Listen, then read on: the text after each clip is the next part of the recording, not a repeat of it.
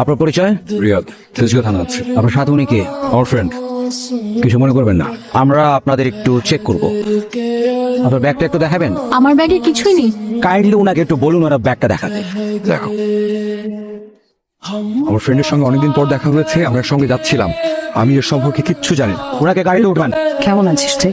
এভাবে তোর সাথে দেখা হবে কল্পনাও করি। যোগাযোগ তো তুই করিসনি, এত রাত তোর ফোনই ধরিস না আমার, এত ইগো। বাদ দে না, বলবো কথা। তুই কি আগে চেয়ে সুন্দরী হয়েছিস নাকি? আমি আগে থেকেই সুন্দর ছিল। কাজের কথায় আসি, কি হয়েছিল সেদিন শুরু থেকে বল, মিথ্যা বলিস না। তোর কথা যদি আসলেই সত্যি হয় আমি তোকে হেল্পটা করবো। আমি গেলাম, ভালো থাকিস। আপনার কাজ হচ্ছে তদন্ত অবজার্ভ করা, আমাকে গাইড করা আপনার কাজ না। আপনার কেন মনে হচ্ছে আমি আপনাকে গাইড করবো? আর আমি আপনাকে গাইড করার চেষ্টাও করছি না। আমার মনে হয়েছে তাই বলছি। এই তদন্তে উপর থেকে প্রেশার আসতে পারে। বাইরে থেকে প্রেশার আসলে এতক্ষণে সেটা চলে আসতো। আপনি হয়তো জানেনই না এসআই রিয়াজ আসলে কে। অপরাধী, পুলিশের চাকরির সহযোগিতা নিয়ে সে ড্রাগ বিজনেস করে। টাকার জন্য অন্তত এসআই রিয়াজ এসব করবে না। অভাবে পড়লে মানুষ কত কিছু করে।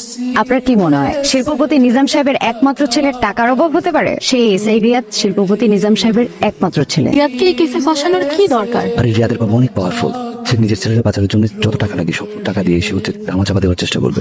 তাহলে আমি যেভাবে বলছি ওইভাবে কথাগুলো বলিস, ঠিক আছে? সেদিন আবার থানার ডিউটি শেষ হয়েছিল সন্ধ্যার দিকে।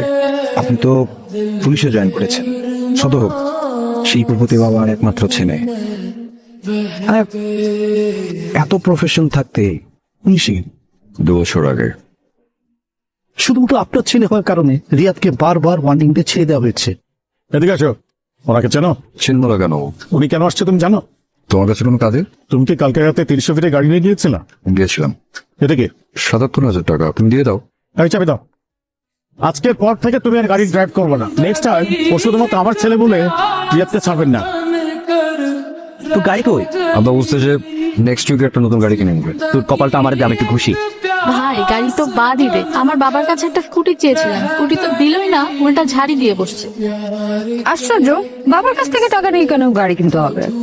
চাকরি বা বিজনেস করে তো আমরা নিজেরাই গাড়ি কিনতে পারি। শোন বিপাশা, এসব বিজনেস আমাকে দিয়ে হবে না।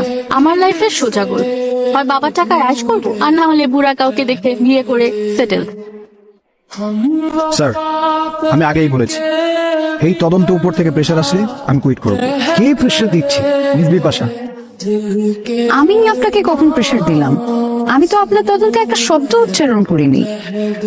স্যার, আপনি হয়তো জানেন না মিস বিপাশা আর রিয়াদ পূর্ব পরিচিত, ওরা ফ্রেন্ড। উনি যা বলছেন তা কি সত্যি? হ্যাঁ সত্যি, কিন্তু আমাদের বন্ধুত্বের সম্পর্ক এই কেসের তদন্তে কোনো প্রভাব ফেলবে না স্যার। ফোর্সের মধ্যে ভূত থাকলে তদন্ত আগাবে কিভাবে? আমার কাজ সত্যকে সামনে নিয়ে আসা। আমার কাছে রিয়াদের চাইতে আমার রেসপন্সিবিলিটি আগে। মুনির, আমার মনে হয় তুমি বিপাশার উপর আস্থা রাখতে পারো। স্যার, উনি যদি এভিডেন্স লুকানোর চেষ্টা করে? আইন সবার জন্যই সমান।